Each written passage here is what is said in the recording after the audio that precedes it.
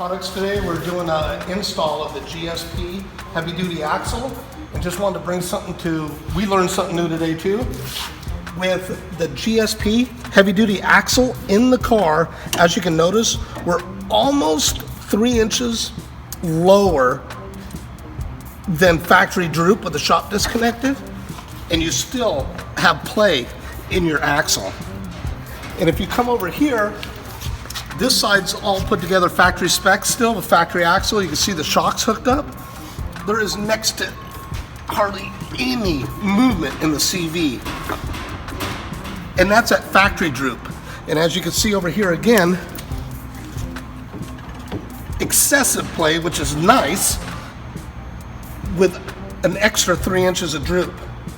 So, really blown away, the quality of the axle, with all the spacing in the CV, free movement. It's just going to be for a lot better longevity all the way around. So, good product.